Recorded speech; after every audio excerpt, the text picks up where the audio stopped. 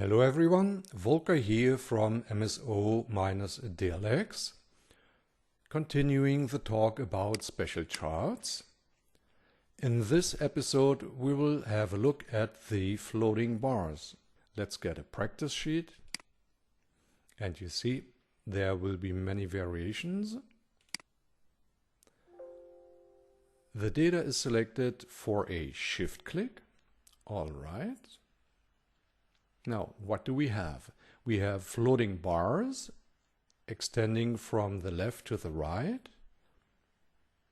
We have two lines from the left to the right, and the data for the background ranges goes from the right to the left, of which we have 4.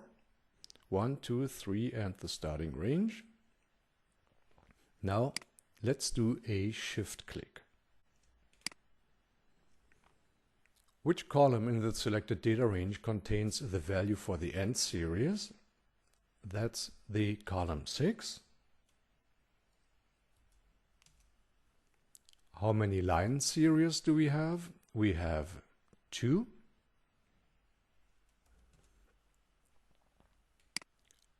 How many background ranges do we have? Starting range 1, 2, 3, 3 colored background ranges. And now we have a new floating bar chart with lines and background shading. So that's a starting point, and you can brush up as you wish, like I did here, the discounted range and the premium range without fill color, but with dotted lines, and so on. The macro, this function, lets you also create less sophisticated floating bars. Here you find the bare minimum chart, just with the range, starting point, end point, and the range in between.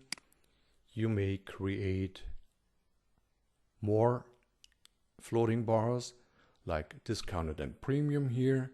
You may add lines without background. You may have background shading without lines. Several floating bars or simple floating bars, all as you wish. You just have to lay out your data accordingly, and in the shift click option have to enter the correct parameters.